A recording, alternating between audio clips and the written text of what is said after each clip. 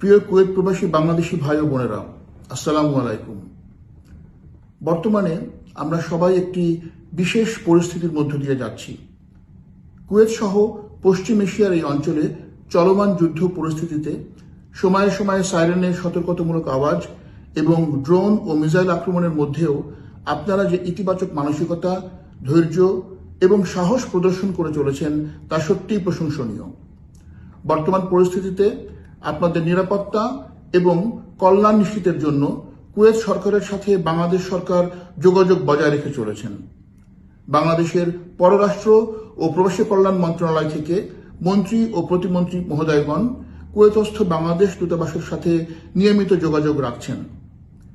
গত 2 মার্চ আমাদের মাননীয় পররাষ্ট্রমন্ত্রী জনাব খলিলুর রহমান কুয়েতের পররাষ্ট্রমন্ত্রী মহোদয়ের সাথে টেলিফোনে কথা বলেছেন।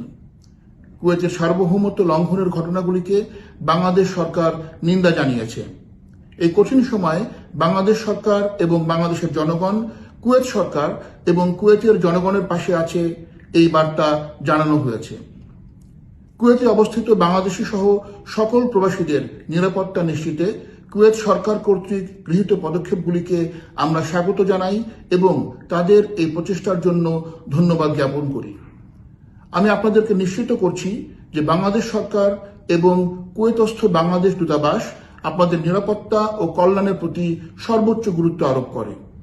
এই বিশেষ পরিস্থিতিতে কুয়েত প্রবাসী বাংলাদেশিদের জন্য কুয়েতস্থ বাংলাদেশ দূতাবাস কর্তৃক গৃহীত ব্যবস্থাগুলির মধ্যে উল্লেখযোগ্যগুলি হল: জরুরি প্রয়োজনে দূতাবাসে যোগাযোগের জন্য 3টি হটলাইন নম্বর 24 ঘন্টা চালু রাখা হয়েছে।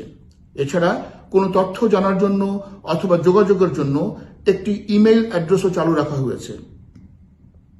দূতাবাস কর্তৃক নিয়মিত সকল প্রকার কনসুলার এবং অন্যান্য সেবা প্রদান চালু রাখা হয়েছে। দূতাবাসের অফিসিয়াল ওয়েবসাইট এবং ভেরিফাইড ফেসবুক সহ অন্যান্য সোশ্যাল মিডিয়ায় আপনাদের জন্য প্রয়োজনীয় তথ্য এবং কুয়েত সরকারের বিভিন্ন নির্দেশনা নিয়মিত প্রকাশ করা হচ্ছে। যে সকল বাংলাদেশি ট্রানজিট বিমান যাত্রী ফ্লাইট বাতিল হবার কারণে নিয়মিত বিমান যাত্রা করতে না পেরে কুয়েতে আটকা পড়েছেন, তাদের গন্তব্যে ফেরার জন্য সংশ্লিষ্ট বিমান সংস্থা এবং দূতাবাসের সাথে যোগাযোগ করে তাদের যাত্রার ব্যবস্থা করা হচ্ছে। আপনাদেরকে আমি অনুরোধ করব, বর্তমান পরিস্থিতিতে আপনারা সকলে বিশেষ সতর্কতা অবলম্বন করুন। জরুরি প্রয়োজন ছাড়া বাইরে বের হওয়া থেকে বিরত থাকুন। নিজ বাসস্থান অথবা নিরাপদ স্থানে অবস্থান করুন। নিরাপত্তার স্বার্থে সকল অসামরিক ব্যক্তিবর্গ সামরিক স্থাপনার আশপাশ থেকে দূরে থাকুন।